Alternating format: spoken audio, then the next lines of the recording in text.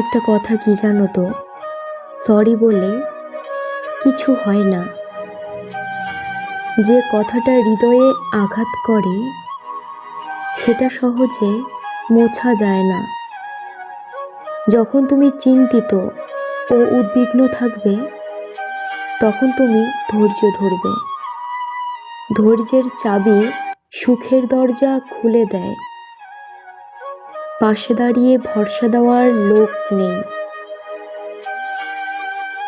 সামনে দাঁড়িয়ে পথ দেখানোর লোক নেই, কিন্তু পেছনে দাঁড়িয়ে সমালোচনা করার অনেক লোক আছে।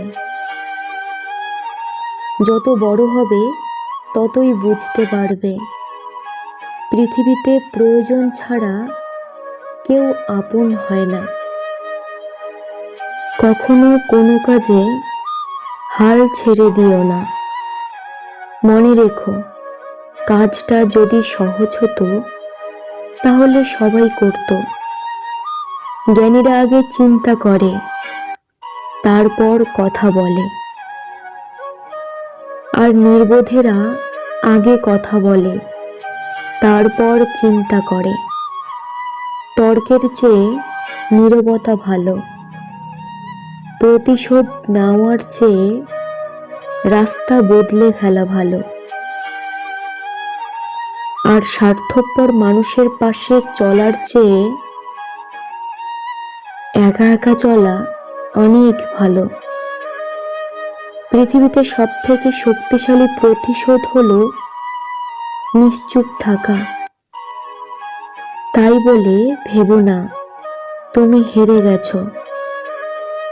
মনে রেখো, জবাবটা তুমি নয়, সময় দেবে ঠিক সময়ে। জীবনটা অনেকটা জ্যামিতির উপপাদ্যের মতো। চিত্র দেখলে মনে হয় খুব সহজ, কিন্তু প্রমাণ করতে গেলেই বোঝা যায় কতটা কঠিন। সময় বলে দেয় কে কার কতটা আপন। সময়ের সাথে বোঝা যায় কে আপন কে পর, কে বন্ধু কে বা স্বার্থপর। কয়লাকে শতবার ধুলেও তার ময়লা যায় না, তেমনি মানুষ বহু শিক্ষিত হলেও তার স্বভাব বদলায় না। জীবনে কাউকে পাওয়ার পর যদি আরো ভালো কাউকে পাওয়ার আশা করো,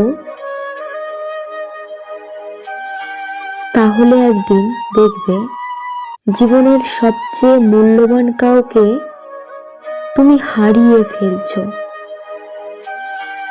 ভাগ্য আর কত কাঁদাবে। একদিন ভাগ্য ক্লান্ত হয়ে বলবে, যা, তোকে মুক্তি দিলাম। জীবন কি? জীবন আর ভালোবাসা বুঝতে আপনাকে 3টি স্থানে যেতে হবে। 1. হাসপাতাল। 2.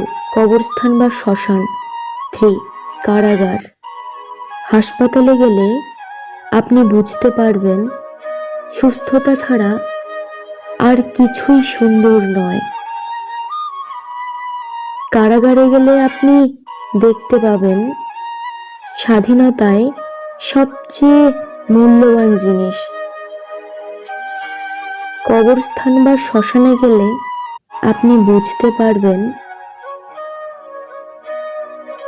জীবনের কোনো মূল্য নেই।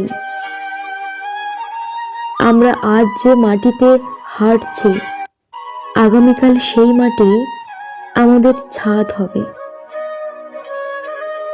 দুঃখজনক সত্য, আমরা কিছু নিয়ে আসি না, আবার কিছু নিয়ে যেতেও পারবো না। আয়না হলো মানুষের প্রকৃত বন্ধু।